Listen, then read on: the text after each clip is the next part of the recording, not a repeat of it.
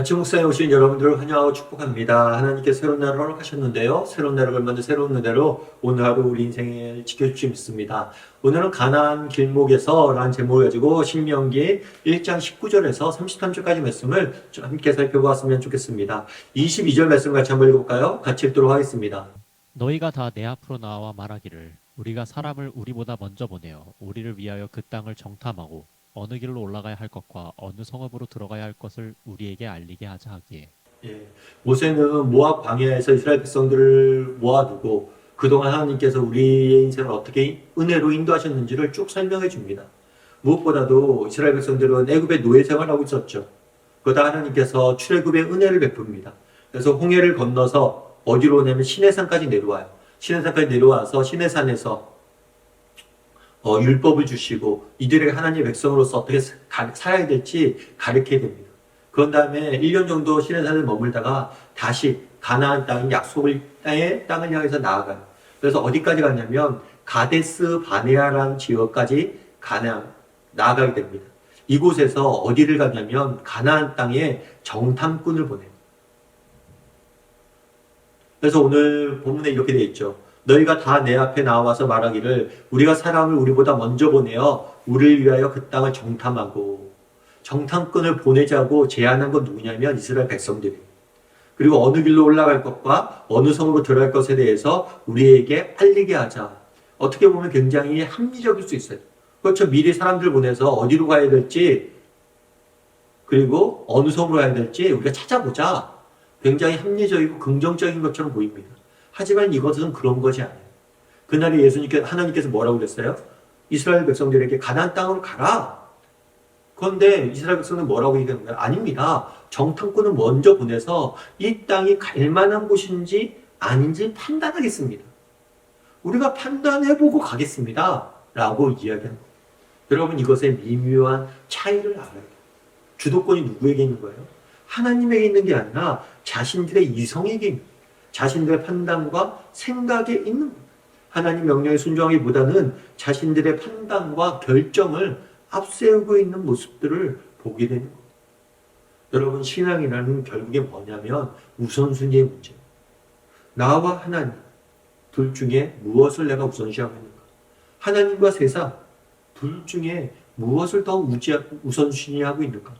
하나님 말씀보다 자신의 생각과 판단, 무엇을 더 의지하고 무엇을 더 소중히 여기고 있는 이스라엘 백성들은 그날에 하나님 말씀보다 자신들의 생각과 판단을 더 앞세우고 있는 거예요. 우리가 가서 보겠다. 어느 길로 가야 되고 어떻게 가야 되는지 보겠다는 거예요. 제가 예전에 훈련받았던 집사님 한 분이 계세요. 함께. 그 집사님이 이제 훈련이 끝난 다음에 질문을 해봤어요. 집사님, 훈련받은 다음에 집사님 삶 가운데 가장 일어난 변화는 뭡니까? 그랬더니만 이 집사님 그런 얘기를 하더라고요. 뭐라고 얘기했냐면, 목사님 제가 훈련받기 전에는 성경을 읽을 때 그렇게 읽었대요. 성경을 읽고 나서 이해가 되고 또 이건 할 수 있어. 이런 뭐예요? 받아들일 때. 그런데 자기가 생각해 봤을 때 이건 말도 안 되는 이야기야. 이건 인간이 어떻게 해? 그러면 그 부분에 대해서는 그냥 덮어둔대. 믿지 않고 순종하지 않았다. 근데 훈련을 받고 나서는 일단 하나님의 말씀이면 내 생각이나 내 판단과 상관없이 먼저 받아들이고 믿게 되었다. 믿으려고 노력하게 되었다고 이야기하다. 그게 가장 큰 변화라고 이야기하다. 맞죠? 여러분, 우리가 성경을 볼 때도 그렇지 않습니까? 원수를 사랑하라. 이것들은 우리가 어떻게 해? 이건 말도 안 되는 게 이건 이상적인 얘기지. 인간이 할 수 있는 게 아니야. 하면서 넘어가잖아. 마찬가지로. 정말 그런 면에서 우리가 항상 점검해 봐야 돼. 우리의 우선순위에 대해서. 나는 하나님의 말씀과 내 생각과 판단 둘 중에 뭘 더 의지하고 있는가? 뭘 더 앞세우고 있는가? 난 하나님의 말씀과 세상, 정말 하나님의 말씀과 세상의 것들 무엇을 더 의지하고 있는가? 하나님과 세상 무엇을 더 의지하고 있는가? 늘 우선순위를 우리가 점검해 볼 필요가 있습니다. 그럼 이렇게 정탐꾼을 보낸 결과는 어땠을까요? 우리 26절부터 28절까지를 같이 한번 읽어볼까요? 그러나 너희가 올라가기를 원하지 아니하고 너희의 하나님 여호와의 명령을 거역하여 장막 중에서 원망하여 이르기를 여호와께서 우리를 미워하심으로 아모리 족속의 손에 넘겨 멸하시려고 우리를 애굽 땅에서 인도하여 내셨도다.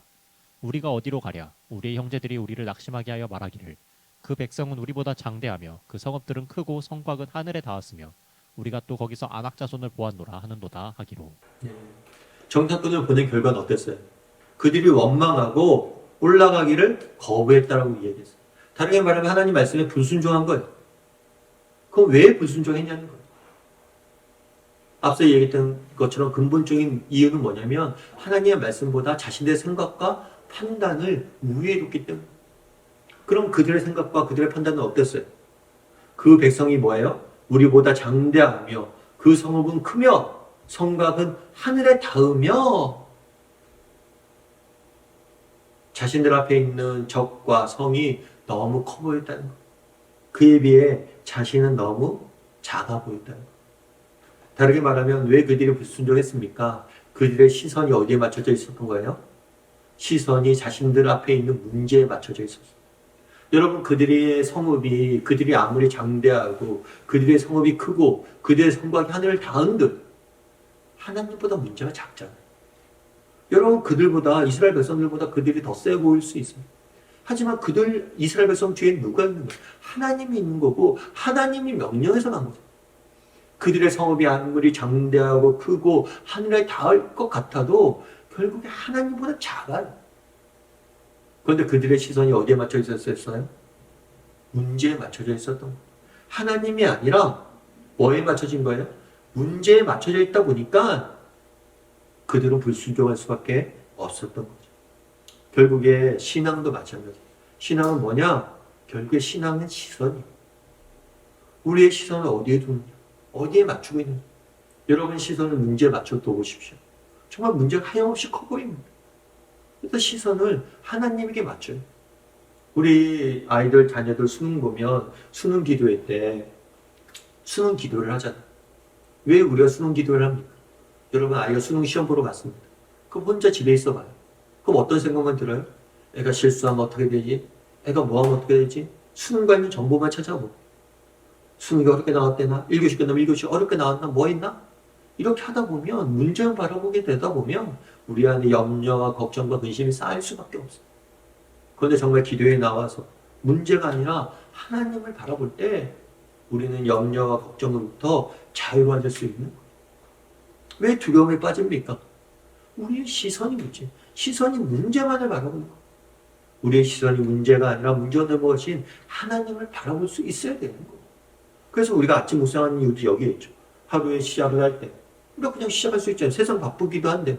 왜 우리가 세상 바쁘고 힘든데 이렇게 아침에 시간을 내서 아침 묵상을 합니까? 이렇게 하는 이유는 한 가지예요. 우리의 시선 하나님께 맞추는 거예요. 맞추고 세상 속에 나가서 살아야 될 거 아니에요. 그랬을 때 우리가 승리할 수 있는 거예요. 우리가 아이들에게 수영을 가끔 가르칠 때가 있죠. 수영을 가르칠 때 어떻게 합니까? 얘야 수영할 때 이렇게 해야 돼. 몸에 힘 빼고 고개를 넣고 이렇게 손동작과 발동작을 이렇게 해야 돼. 쭉 가르칩니다. 그런데 막상 수영할 때 아이가 그렇게 수영하나요? 아니죠. 물에 빠질 것 같아 두려움에 사로잡히죠. 그랬을 때 아빠가 하는 얘기 있어요. 부모가 하는 얘기 있어요. 나봐. 아빠 봐봐. 아빠가 잡아줄 테니까 염려하지 마. 아빠가 잡고 있어. 두려움부터 자유로워지는 건 뭐냐면 자신의 힘과 자신의 능력을 보는 게 아니라 나를 붙잡아 주실 부모를 보는 거, 아버지를 보는 거, 하나님을 보는 거. 여러분 우리도 마찬가지예요. 여러분 우리의 시선이 어디에 맞춰져 있는지 봐야 돼요. 내 힘과 내 능력이 아니라 인생의 문제가 아니라 우리를 붙잡고 있는 하나님을 바라보고 있는 거예요. 그들의 이스라엘 백성들은 그런데 어떻게 했습니까? 눈앞에 있는 문제와 자신들에게 시선이 맞춰져 있었어. 바라기는 우리 다음의 식구들도 정말 문제가 아니라 문제의 내금에 계신 하나님, 내가 아니라 나의 하나님에게, 나를 붙잡고 있는 하나님에게 시선을 맞출 줄 아는 저나 여러분이 되기를 주님의 이름으로 소원합니다. 우리 이제 함께 기도했으면 좋겠는데요. 기도하실 때 오늘 말씀 기억하면서 기도했으면 좋겠습니다. 무엇보다도 정말 우선순위의 문제에 대해서 우리가 돌아보게 해달라고 기도했으면 좋겠습니다. 나는 하나님의 말씀과 정말 내 생각과 판단 둘 중에 뭘 더 신뢰하고 있는지, 하나님과 정말 나의 힘과 능력 둘 중에 뭘 더 의지하고 있는지, 그리고 하나님과 세상 둘 중에 무엇을 더 소중히 여기는지, 그래서 하나님을 최우선순위에 두고 하나님 말씀에 의지하고 하나님만을 바라보는 사람이 되게 달라고 기도했으면 좋겠습니다. 또한 기도하실 때 우리의 시선이 어디에 있는지, 혹시 우리의 시선이 인생의 문제고 그 문제를 해결할 수 있는 나의 능력에만 맞춰져 있진 않은지, 문제 너머에 계신 하나님, 내가 아니라 나를 붙잡아 주시는 하나님에게 시선을 맞출 줄 아는 사람이 되게 됩니다. 기도했으면 좋겠습니다. 그리고 오늘 하루 그렇게 하나님에게 시선을 맞춤으로 승리하는 하루가 되게 해달라고 이 시간 목소리로 같이 기도하시겠습니다.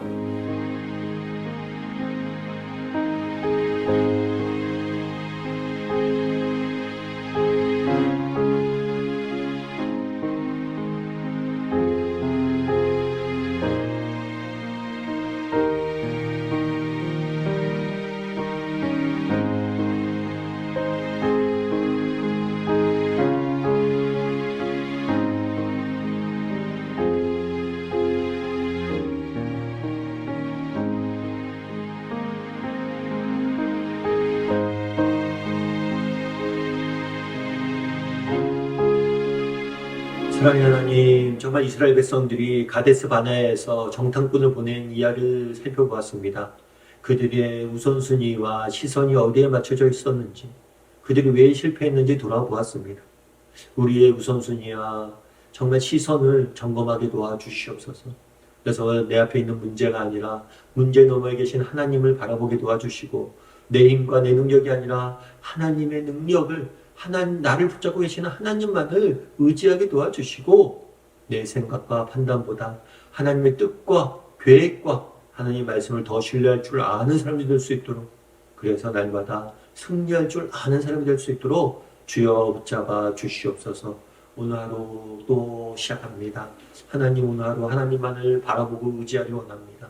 하나님만을 바라보고 의지하며 나아가오니 오늘 하루 우리 인생을 지키시고 보호하여 주시옵소서. 네, 감사드리며 모든 말씀 예수님의 이름으로 기도드립니다. 아멘.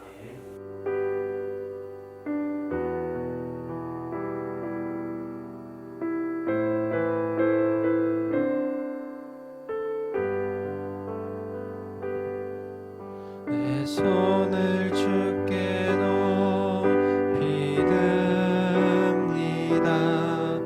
내 찬양 받으신 내 맘을 주께 활짝 엽니다. 내 찬양 받으신 주님, 슬픔 대신 일하금 죄 대신 나가는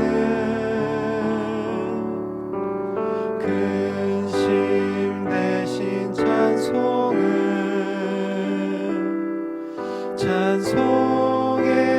옷을 주셨네. 내 손을 주께 높이 듭니다. 내 찬양 받으신 주님, 내 맘을 주께 활짝 엽니다. 내 찬양 받으신 주님, 슬픔 대신 일하금 죄 대신 화관은 근심 대신 찬송의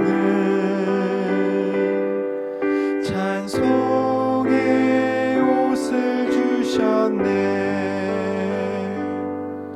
내 손을